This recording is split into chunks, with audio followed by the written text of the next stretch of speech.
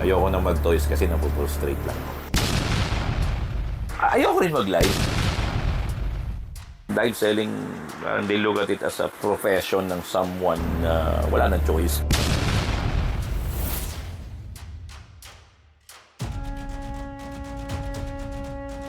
Wow!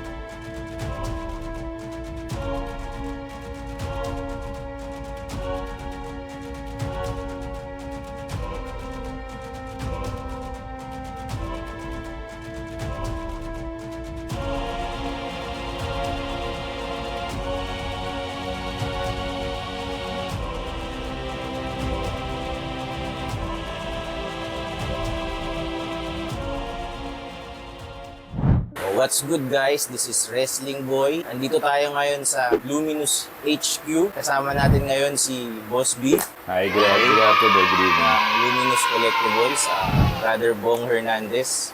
Thank you sa sa Thank you pagpapa-unlock. rin. Thank you, bro. Salamat. Hindi kami mag-wrestling, ha? Hindi tayo magre-wrestling.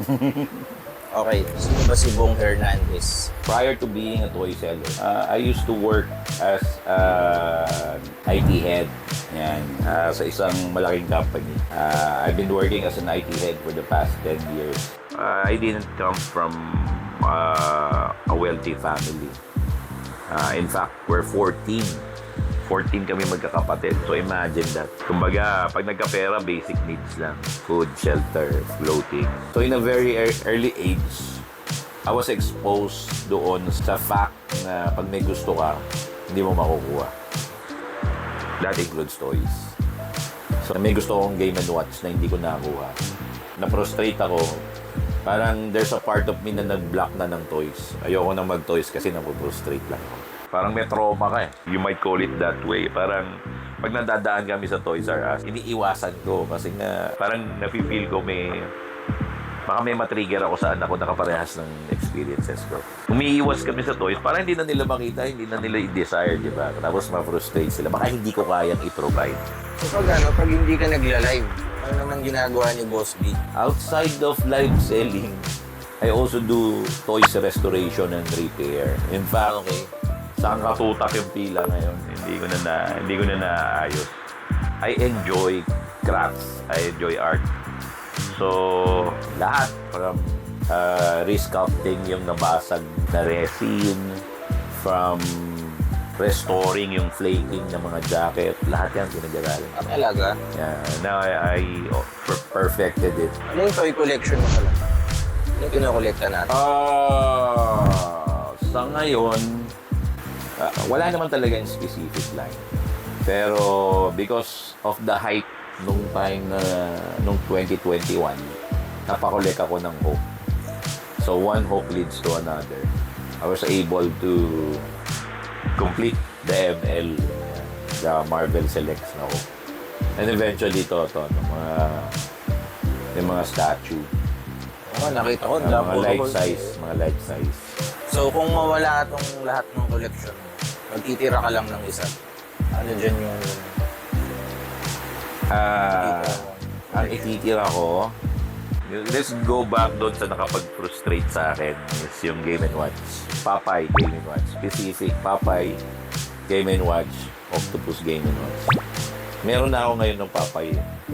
Nabili ko na yung Popeye. Kung may ititira ko, yun na lang. Kasi that signifies accomplishment sa akin. Uy, nabili ko na to. Dati iniiyakan mo to. Parang hindi lilipas yung isang linggo, iiyakan mo yan kasi gusto mo magkaroon. At that time, it's 250 pesos. Pero ito, nabili ko siya ngayon. Parang mahal, huwag na natin pag-usapan. It's actually na-accidental kung paano kami napunta sa, sa toy selling. During yung pandemic kasi, 2021, yung anak ko talaga yung collector, si Gab Hernandez. So, story goes na nag-ano siya, nag-ticket bash. What they do is they remove the head. Ano sila, mix and match ng mga ano. So, sa akin, ang dating nun dati, parang sinisira mo yung laruan. Karoon kami ng talks about it na, bakit mo sinisira? Hindi, parang may nahabol siya na look. Tapos tinatanong ko, hindi ba available yan sa market yung look na yan? Sabi niya, oo, available. Oh, how much yun? Sabi, parang we figure out na pag binenta niya yung laruan niya, pwede kang bumili ng bago. Yeah? So, sabi ko, why the hassle? Bakit mo pa kakalas-kalasin? Why don't you just sell it and then let's buy the new one, the new look? So, parang mahaba explanation yung joy of kit bashing, etc. etc. Pero I don't buy it. So sabi ko, bakit hindi mo itry na mag-trading ng toys? So sabi ko, wala kasi siyang ganong concept. Trading. Siya parang collector bili lang ng bili. Display, kit bash. Gano'n. So, why don't you do trading? So, ang nangyari is, I asked him na, ganito, sige, ganito mag-trading.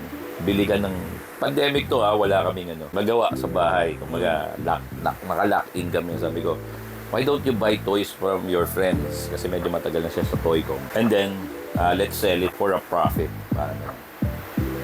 So, long story short, we had our first batch and then nabenta namin, tumubo kami and then salang, bili ulit, so on and so forth. Now, eto na kami.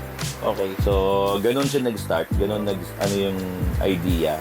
But before it was Gab ang nagla-live.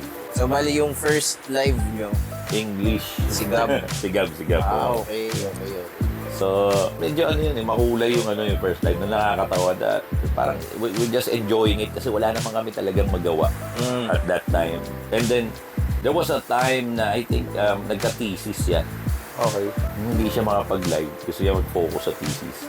Ang dami na naming toys. Parang kasalanan ko kasi bili ko ng bili. Nilalagay na namin. Dati kasi ang unang live namin parang nasa isang Tupperware lang. Nasa isang Tupperware. It's like parang X-Men X-Men ML 20 pieces lang o 23 pieces. Parang we earn like 700 doon na benta namin yun.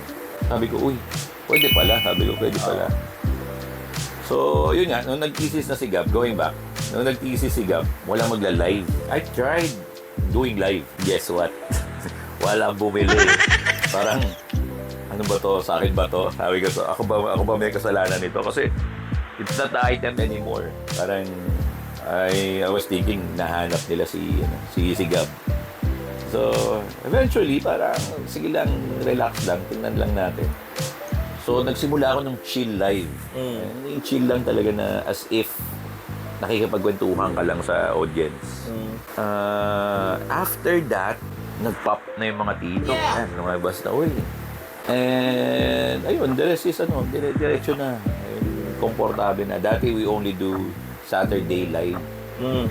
Once a week. Tapos naging twice a week. And now we're doing twice a week. So, since day one, si Mothership, support talaga siya doon. Hindi. Ano yan? Ang hirap. Matagal-tagal bago mag-jump in yan sa ship. Kaming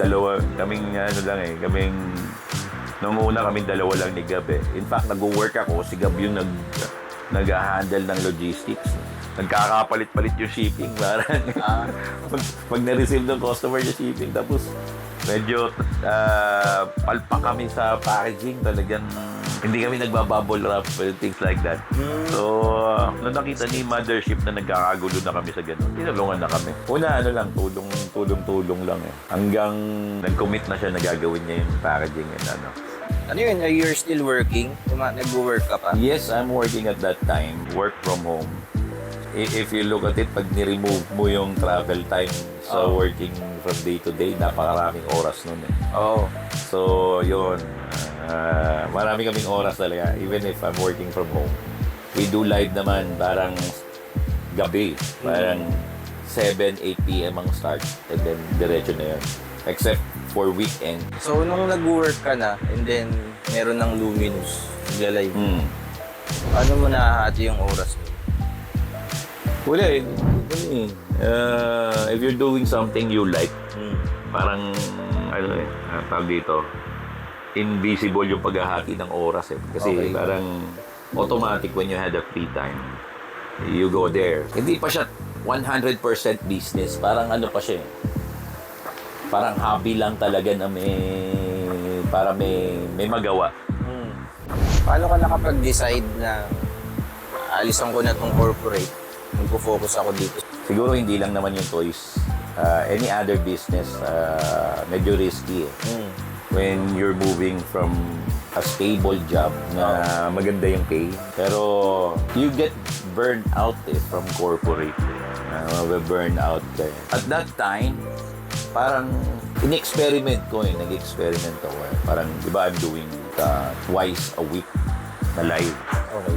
So, dumating yung time na hindi ko ginagalaw yung sweldo ko. Yung business lang yung eventually nababayaran yung internet, nababayaran yung liberal ko, and so on and so forth. Parang, oh, okay to ah. Okay to ah. So, come 2023, I retired. I resigned. Hindi ako nag-retire. Nag-resign talaga ako. Because I want to put 22, I resigned. Kasi nga, I feel na if I put more effort on toys, mas malaki yung magiging income mo, di ba? Plus, namimiss ko na matulog ng hapon. Hindi mo kasi nagagawa yun eh. Parang ano siya, naging factor siya na Oo, Pwede parang ko na- kaya na pala. pwede na Parang akong kaya umalis pala. dito. Everything is a blessing. I think naramdaman din ng taas na medyo nababurnout na ako. Parang hindi ka na masaya. Kasi if you look at it, isa rin sa factor na kinonsider ko. There will come a point na magiging monotonous yung life mo. Para ako, ang feel ko, starting from 30 years old siguro. 30 years old to 40, parang nag-zip through lang yung time. Parang naging paulit-ulit. Na parang wala kang magkikitang significant. So I don't want to extend that feeling. Parang gusto ko may nangyayari sa buhay ko. Gusto ko masaya ka, masaya yung pamilya mo kasi lagi kang nandun. So, dinasay ko, would I spend 15 more years ng ganon? Na mag-retire ka sa company? I'd rather spend it with my kids, diba? I'd rather spend it playing toys with my kids. Aside from yung financial kasi, madaling ano yan eh. If you're skilled, madaling gawa ng paraan yan eh, para magkapera eh. Pero yung time, hindi mo na maibabalik yun. Yung time that you can spend with your family, with your kids. Mahirap ng, ano yun, priceless, kumbaga. Okay. Hindi mo na marirewind yun. That's why I decided na Nagkaroon ka ba ng adjustment period? I love working. I love IT. I love IT in a way na masaya ako doon sa trabaho. Pero sa tingin ko, mas at this point in time, mas nag-enjoy ako doon sa toy. Kaya ka lang naman mag-a-adjust kasi gusto mo yung iniwan mo eh. Kumbaga mas gusto mo, parang namimiss mo. Kaya babalik ka Meron din adjustment period. Pero it's not that long. Parang less than a month fully Okay. adjusted na alam mo na yung gagawin. Okay. So ano yung mga challenges na na-experience natin nung nag-focus na tayo? Financially, wala. Okay. Kasi with any business naman, lalo na pag gusto mo nga yung ginagawa mo, the blessings, the income will come in eh. Meron ka bang narinig na parang negative? Hindi naman sa family nang galing. Sa labas may mga ganon. Uy, boss ka na dito. Ikaw na lahat yung tinitingnan. Lahat kami nakatingin na sa'yo ganito. Bakit ka nagla-live? Kasi parang, ayoko rin mag-live. At first, parang, may certain notion na pag nag-live ka, parang nakaka-degrade. I don't know kung yun yung tawag doon. Pero, sa akin, I enjoy it eh. Nag-enjoy ako na during pandemic, may nakakausap ako eh. During pandemic, may nakakwentuhan ako na like-minded people eh. It's a good outlet at that time. So meron din pala talaga na May mga nagulat. Bakit ganito ginagawa mo? Bakit ganyan? Parang, kasi yung live selling, parang they look at it as a profession ng someone na wala nang choice. Parang gano'n. Which is, I don't think so. Siguro, it all boils down to Do you love what you're doing? If you love what you're doing, wala nang pakialam kung ano sasabihin. As long as you fulfill your role as a father, as a provider, as a friend, okay na, wala na. There are times na nanghihinayang ka kasi naka-gather ka ng so much skills during your time as a professional that you could use to help other companies. Kasi yun yung ano ko parang I am hired because of my set of skills na kaya kong gawin, na nakakatipid ako sa company. Nagagawa ko ng paraan yung mga things impossible. Pag binalanse mo yung bagay-bagay, masasabi mo, I would rather do it for my kids than, siyempre, a company, di ba? Ano yung difference ni Luminous Collectibles sa other toy sellers? I think at Luminous advantage is meron kaming certain maturity in handling the business. Sa logistics, sa pag-treat sa tao, mataas din yung tolerance namin sa mga makukulit, sa mga pasaway na customers. Yan. Okay. Masabi ko nga, di ba, we're not only selling toys, but experience, di ba? Relationships. Kasi most of our clients is our friends. Lahat yan, kahit di pa kami nagkikita sa mata, alam na namin magkaibigan na kami. Matutuwa ka, lahat yan online.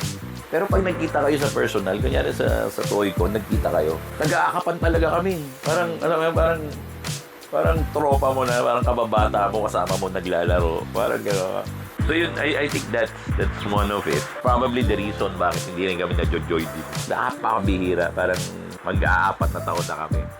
Siguro yung joy dibs namin less than 20 times. I don't know, but the audience can attest to it. Comment nyo na lang kung ano yun. Kung ano yung sagot doon, bakit kayo nag-i-stay sa Luminous. I-bashers ba? Hindi naman kami nagbibilang. Meron talaga.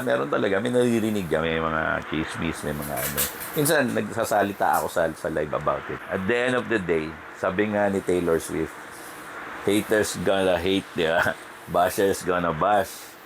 But we just have to shake it off. Pag mong papatulan, pero aalamin mo bakit siya naging hater. Pag nalaman mo yung reason, if it made sense, kasi tao lang tayo, nagkakamali naman tayo. Minsan mali yung judgment natin. And people will hate us because of that. Find out and then adjust kung kailangan mo mag-adjust. Memorable na experience sa pagiging toy seller. Parang everyday naman Parang everyday. Pare-parehas lang naman na marami tayong mga customer na hindi naman bumibili pero tumatambay lang. Pero I know in their hearts, if they can, they will bibili sila. Marami tayong mga customers na nasa abroad na we're given a privilege na libangin sila, di ba? Libangin sila. Alam ko, mahirap mag-abroad. It's an honor for me to entertain them or to show them the toys kahit hindi nila binibili. Pero, alam mo, yung pag may pinapakita ka to, tinan mo to, ganda, di ba? Parang pag ina-appreciate nung tumitingin, parang meron ka rin certain reward. Kahit hindi niya binili, di ba? Basta, ganda niyan, Boss B, Okay na ako doon. Heart reacts. Okay na ako doon. So, ayun. Every day, every life is memorable. Oh. Okay, so as a live seller, di ba? Ano yung maipapayo mo sa mga fellow live sellers natin? Ang mapapayo ko talaga, wala nang best na maipapayo is be yourself. Kung ang focus mo is pera ka agad, benta ka agad, maybe the business is not for you kasi mapufrustrate ka talaga. Ang live selling really is dictated by the people who are watching you. And sometimes wala sila doon. Sometimes ang dami mong audience pero walang bumibili. So if nandun ka sa benta, ang bilis mo ma-frustrate. Meron kasing mga nanonood sa atin ngayon, nakikinig sa atin na nasa sitwasyon mo dati na nag-work sa corporate tapos may business, may side business. Ano yung pwede mong itip sa kanila? Ako kasi napakahirap nung when you look at the equations, yung mga components of going to the decision of letting go of corporate. Medyo mahirap kasi may anak ako, nag-aaral pa sila. Andyan yung bills, di ba? Ang hirap eh. Hindi mo siya mabilis mabibitawan. Siguro balik tayo ulit doon sa enjoy what you're doing. Kumbaga, find a niche. Pag-aralan mo. Tapos gawin mo lang. Kasi a dream will always be a dream if you don't do something about it. Yeah, so gawin mo lang maliliit, small steps. Tapos don't expect anything. Kasi if you love what you're doing, kumikita na yung business mo, hindi mo kaya bitawan. Yung corporate, kung yun talaga yung gusto mo. Diba? Pero, pag gusto mo to, kahit hindi pa to kumikita, kaya mo itong bitawan. Kaya mo bumitaw dun sa corporate kasi gusto mo itong ginagawa and you're happy that you're doing this. Kasi pwedeng hindi siya kumikita pero masaya ka eh. Don't put targets na masyadong malayo. Magugulat ka na lang naman kasi na kaya mo na palang abutin. Diba? Kaya mo lang, small steps lang. Ang importante, you're doing it. Just do it. Diba? Just do it. May not be toy selling. It may be something else.